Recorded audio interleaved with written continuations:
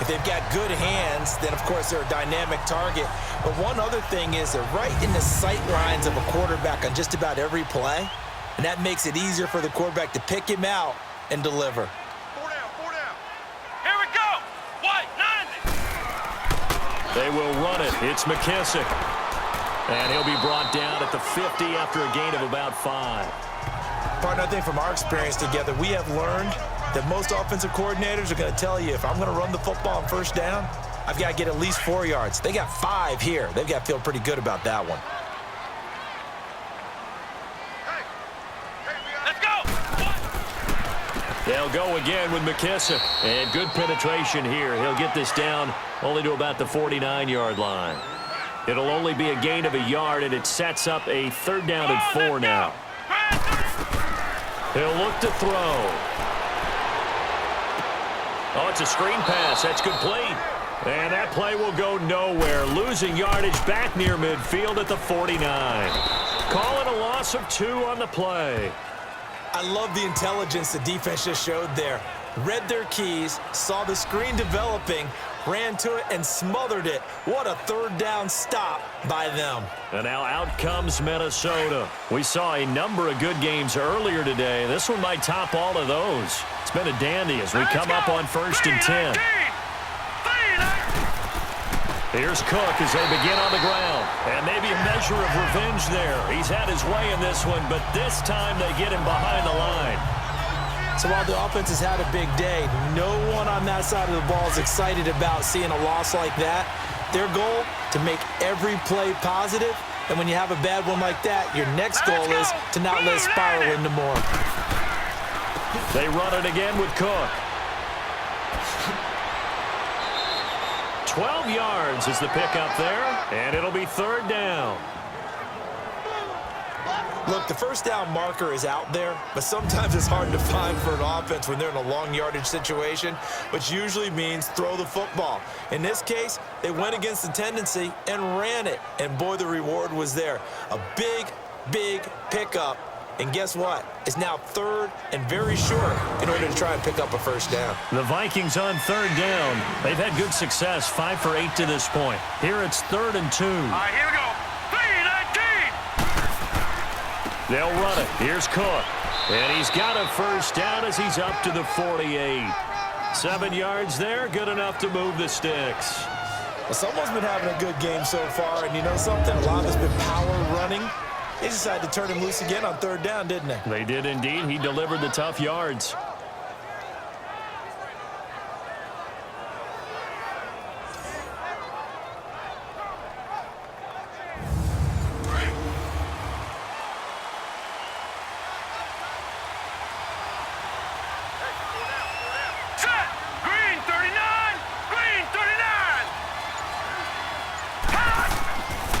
They run the counter with Cook.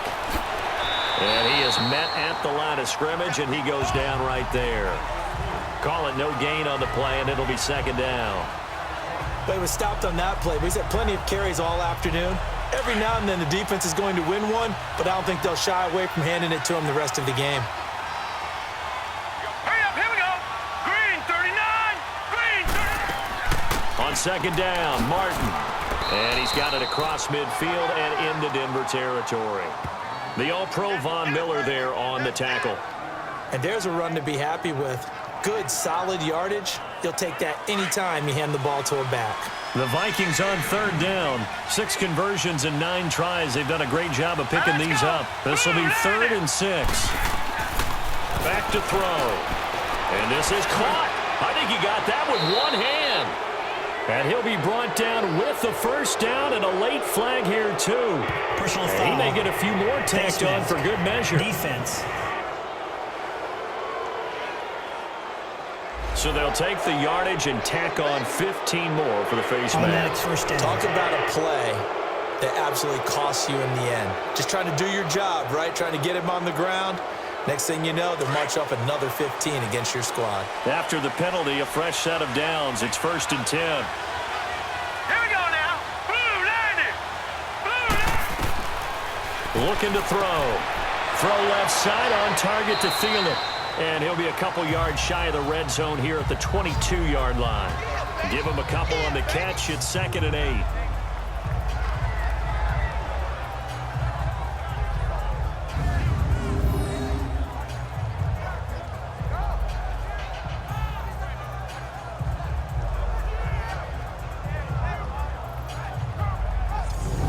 So 2nd and 8 here after the pass play for 2 yards on 1st down.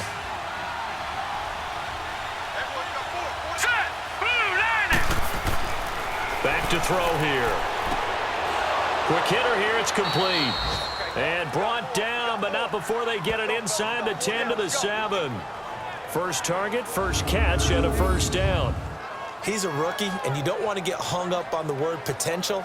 But when you see him make catches like that, you keep thinking to yourself, he's good now. He's got a chance to be great with plenty of work. A field goal could get him the lead, but it might not be enough here as they come up on 1st and goal. Let's go.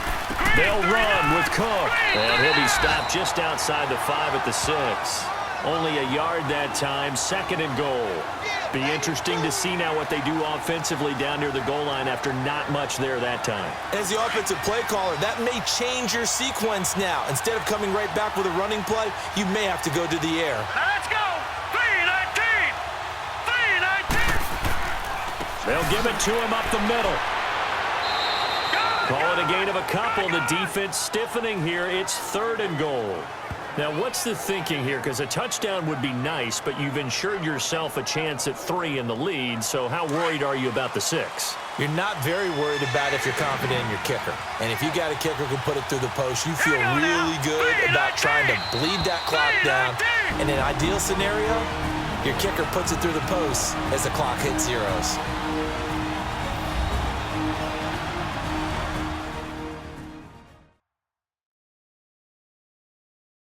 So the Vikings in possession of the football as we get you reset. They come up on what could be a pivotal 3rd and goal now in a tie ball game.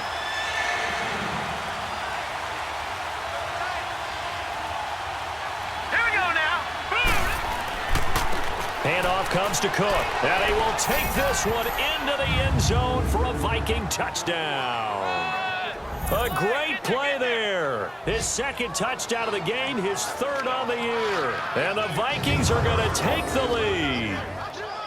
Hey, that score deserves our respect, deserves our excitement. But I'm looking at the clock, and I'm thinking, there's a long way to go in this one. Ideally, they would have liked to milk a little bit more time off. Now, on the other sideline, you start to get the crew together and say, this is what we practiced the 2-minute drill for, right? Yeah, you hope you've been in that situation before, and if you haven't, you just have the confidence, hey, let's go down there and get this thing done. And now it's blocked.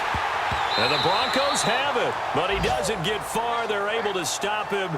And after all that, the extra point attempt unsuccessful.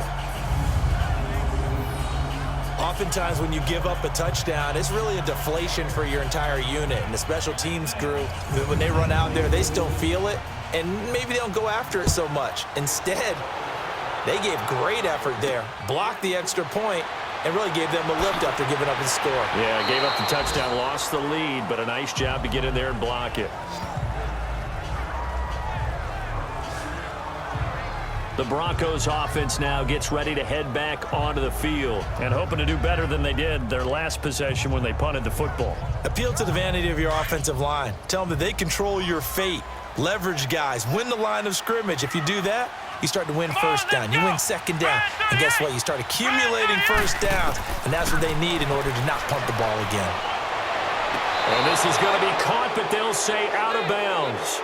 So it's incomplete. Illegal touching. Offense.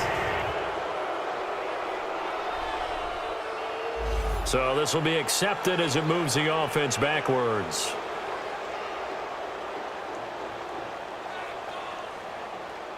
After the incompletion, here's 2nd and 10 from the 20. Come on, let's go. What? 90. Now back to throw. Left side here to Sanders. And they're able to get this one across the 35. Solid gain of 18 yards and a Denver 1st down. They'll set up to throw. Sutton reeling it in on the left side. The completion good for 3, and it's second down. The Broncos in the hurry-up try to get to their positions and get set quickly. He'll look to throw. Catch here, left side, Thomas. And he's going to be taken down here with a penalty flag on the field. Holding. Offense. Umpire threw the flag, usually always indicates holding, and that's what we've got.